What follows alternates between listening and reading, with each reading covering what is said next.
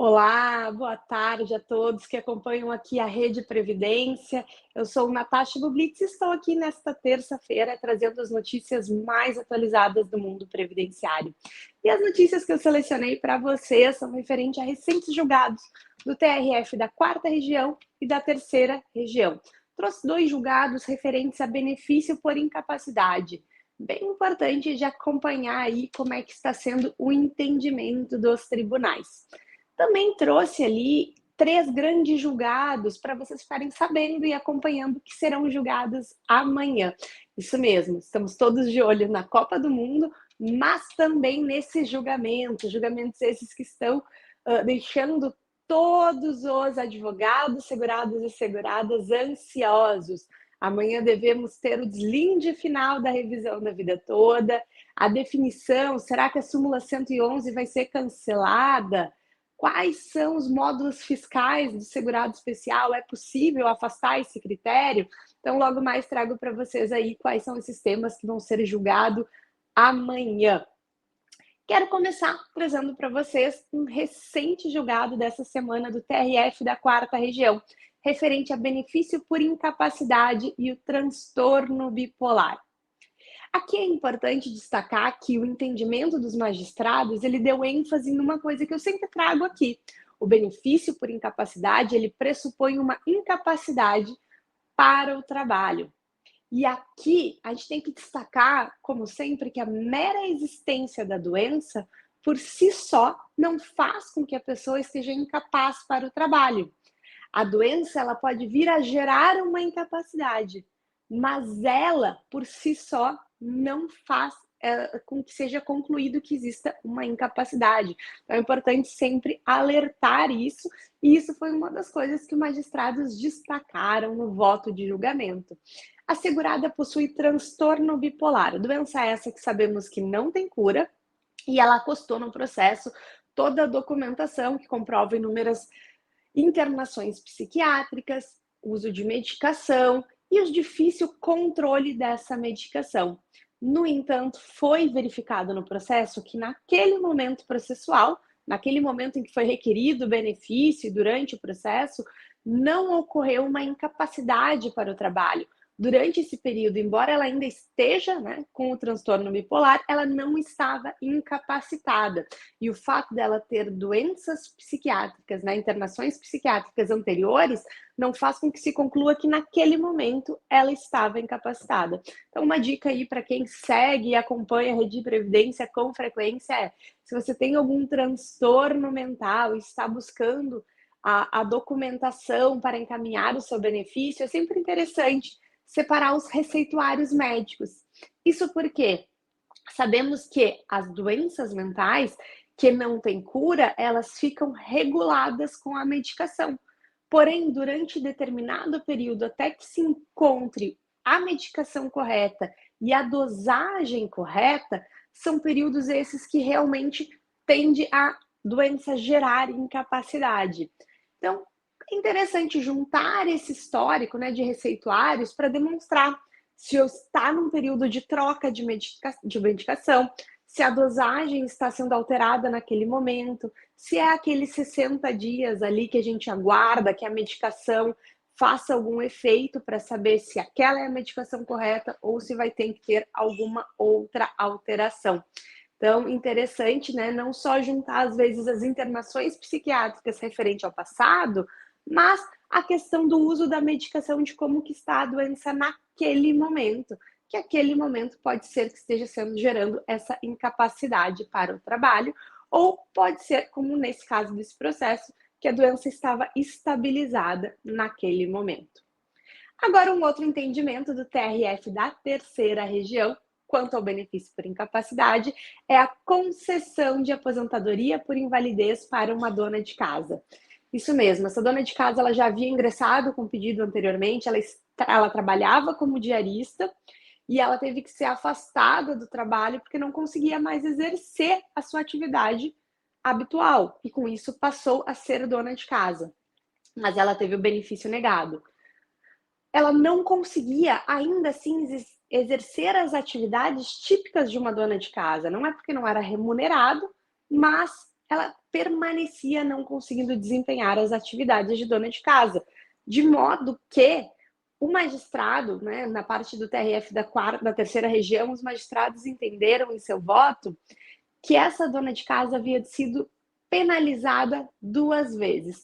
Uma, quando teve que se afastar do mercado de trabalho por não conseguir exercer mais a atividade de diarista e não teve o seu benefício reconhecido, e novamente ao buscar a Previdência Social para cobertura desse risco, uma vez que não conseguia exercer as atividades habituais de uma dona de casa. E com isso estava sendo penalizada novamente com a negativa do benefício.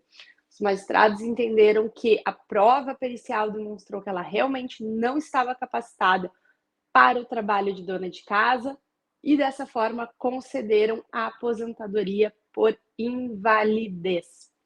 Então, aqui a gente viu 2 julgados tratando do benefício por incapacidade, mas com entendimentos diferentes, sempre lembrando que tem que ser analisado caso a caso e observado a incapacidade para o trabalho, para a atividade habitualmente desenvolvida, e não somente a existência de uma doença ou não. A existência de uma doença é um indicativo que pode existir uma incapacidade, mas ela não é a prova desta incapacidade. E seguimos aí com um julgamento do TRF da 4ª região sobre aposentadoria especial de quem trabalha na usina da cana-de-açúcar.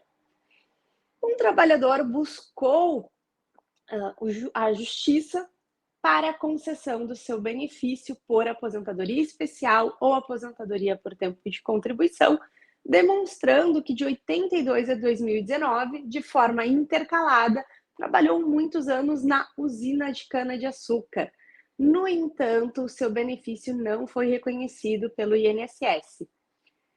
Em fase de 2º grau, agora no TRF da 3ª região, foi entendido que a prova acostada no processo, os PPPs, os laudos, demonstravam a exposição ao agente ruído acima dos limites permitidos, a hidrocarbonetos, e que esse período que ele trabalhou na usina expostos a esses agentes nocivos deveriam sim ser reconhecidos como tempo especial.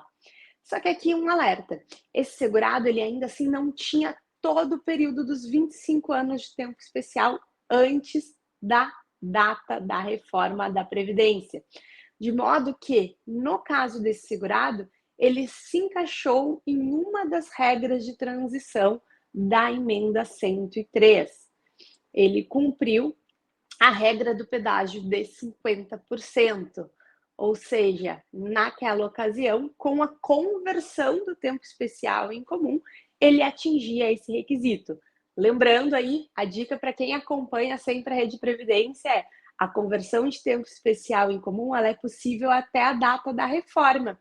Então, não necessariamente aquele segurado que trabalhou exposto a agente nocivo, a melhor regra de transição será a regra de transição da aposentadoria especial, pois ela exige uma pontuação que às vezes é muito elevada.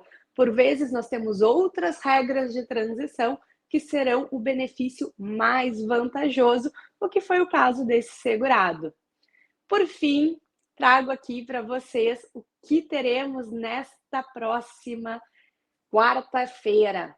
Finalmente teremos o deslinde, né, da revisão da vida toda, que está marcada para julgamento amanhã no plenário do STF. Então, finalmente vamos saber se o destaque vai ser afastado, se teremos novos votos ou se encerrarão o julgamento com os votos já existentes no processo. Vamos acompanhar de pertinho. Amanhã, provavelmente, já devemos trazer a cobertura desse julgado aqui na Rede de Previdência. Fique de olho. E no STJ também teremos amanhã 2 grandes julgamentos. Então, amanhã está um dia com grande expectativa, não só na Copa do Mundo, como aí no Judiciário, para quem atua nas matérias previdenciárias. Teremos o julgado no STJ, referente à temática dos módulos rurais. Se é possível reconhecer o trabalho, né, como segurado especial em regime de economia familiar, mesmo quando o tamanho da terra ultrapassa os 4 módulos fiscais. Então, amanhã teremos o deslinde dessa questão. E também teremos a questão do julgamento da súmula 111, se ela vai ser cancelada, uma vez que com o novo Código de Processo Civil, já não tão novo, lá de 2015, em 85, ela já não faz mais sentido junto com a nova legislação. Então, teremos também um julgamento referente a essa questão dos honorários advocatícios, tão importante para toda a classe de advogados. Então, amanhã e no decorrer da semana, fique de olho aqui nos vídeos da Rede Previdência, do Previdência em 10 Minutos, que nosso time estará deixando você informado e atualizado sobre essas temáticas tão importantes.